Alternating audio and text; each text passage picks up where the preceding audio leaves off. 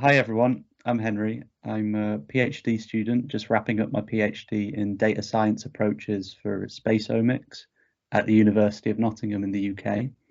And then I'm also a research bioinformatician at the National Health Service, Royal Marsden Hospital, where I look at data analysis for clinical genomics.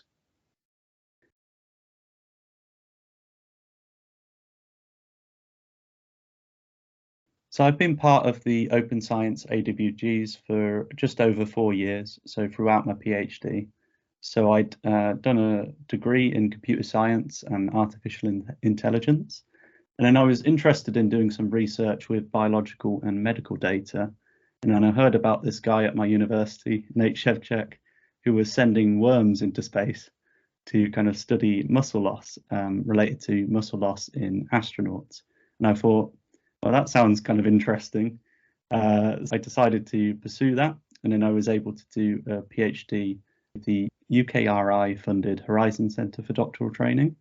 And as part of that, you have sponsoring organisation. And so it was actually the animal analysis working group that was put as my sponsoring organisation because of Nate Shevchuk's kind of role in the AWG.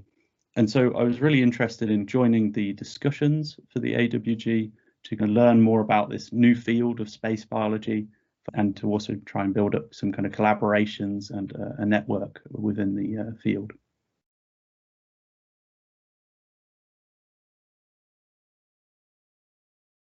Due to the pandemic, a lot of human research studies were shut down, and I was going to be doing some analysis of a human research study which was an analog study for spaceflight, so a limb immobilization study to mimic the muscle loss that's seen in astronauts. But because this study was heavily delayed, I didn't actually have any data to work on.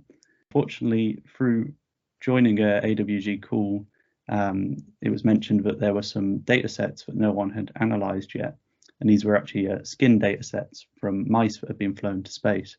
And so fortunately, I was able to kind of lead that project, analysing those data sets, and it's turned into a kind of very large study supervised by Afshin Beheshti, where we've also included comparisons to astronaut data.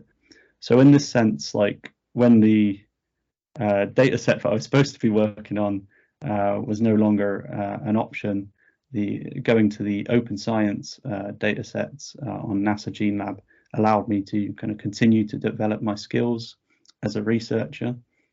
In my case, it was learning bioinformatics techniques, but also things like project management.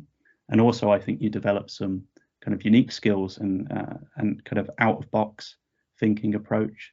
And I think now I even apply that in my job, kind of long-term thinking approaches. It's been really useful for developing my skills as a researcher.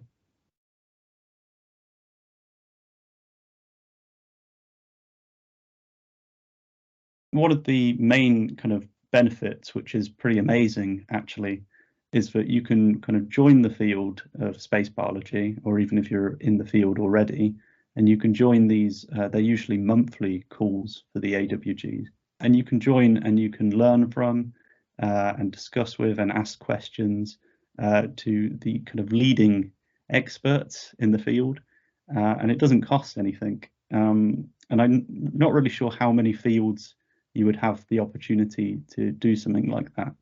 The AWGs organise an annual symposium where people get together and present the research that's been done by the AWGs. And this gave me the opportunity to gain some presentation skills.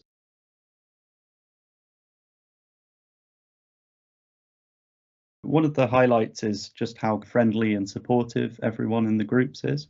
There's never any kind of shouting or people getting angry, even though, you know, academics quite often have strong opinions. A particular highlight for me is that it's allowed me, and also through my Centre for Doctoral Training, I've been able to do internships with the NASA Open Science groups. So I did one remote internship from the UK with NASA GeneLab. And then I was also able to do an in-person internship on the Ames Research Center in California.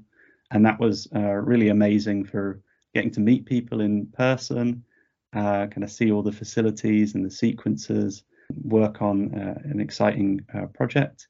And then I also got to go, for example, to Johnson Space Center and see the mission control, go to the ASGSR conference in Houston. And then on the day I left as well, Artemis 1 launched. It launched on the day I left. So I felt like that was quite a good send off. So that has to be the highlight for me. Internship opportunities working with the AWG unlocked for me.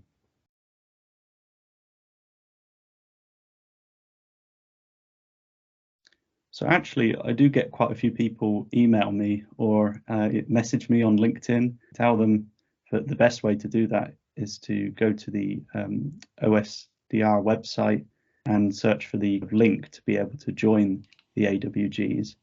And usually you just have to fill out a little bit of a form, and there's you can pick the AWG which you think aligns most with your interests, but you can actually also join multiple AWGs or join them all if you have lots of time, really, so people can start to think about how you might be able to kind of contribute to existing projects. And then once you're in those calls, just try and identify opportunities where you can use your kind of unique expertise. Of course, you can also learn kind of new skills. People will help support you to do that. And then also, I would say listen out for more kind of structured opportunities, because you can do space biology research as a kind of part-time thing, but it's always best if you can do your kind of projects full-time. So for example, there's the Gene Lab for High School program for people prior to the university level, and there's also often opportunities for paid research, so it's good to look out for those. I think the AWGs and the kind of involvement and collaboration on projects within them really helps to develop research skills. And if you work on projects and if it leads to kind of publications, or if you do internships or engage with the programs, it's of course really good for CV development. It's a good kind of name and really powerful talking point to have on your resume. And then also it can help to develop career opportunities. People will be happy to give you strong references if you've kind of collaborated with them and if they're happy with your collaborations. And then also you build this network, you kind of get to know everyone, and then you've got collaborators for kind of grant opportunities and also potential jobs in the future. So I'd say, for example, having kind of my NASA Gene Lab and NASA Open Science data repository experience on my CV definitely helped me to get my job, because I think it set an interesting atmosphere for the interview, where we had a quick conversation about that, and everyone was excited about it. But it also helps to make you kind of stand out for the job. And then, of course, you've developed those skills and that kind of unique perspective.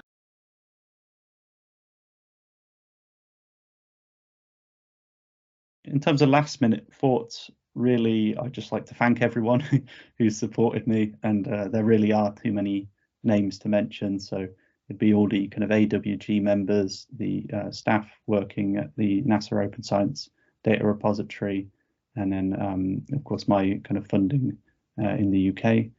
And I think everyone's helped to kind of foster this really nice environment of collaboration, and particularly at international level. I've been involved in a lot of this from the UK, and even though it might be thought of as kind of more of a US based thing, I've felt like it's perfectly accessible to people internationally. And then also, I think things are only kind of getting even better and even more exciting as the consolidation of data sets from all kind of assays. So not just omics, but involving things like image-based technologies. And this will lead to really exciting data sets, and it is already for machine learning projects, for example. And this kind of open science approach is really important for space biology because the data is so rare and it's so valuable. There's only like a limited number of experiments that can really be conducted. For example, in particular, I'm really excited for the generation of more astronaut data and the inclusion of that within the Open Science Data Repository. I think that will really help to kind of move the field forward.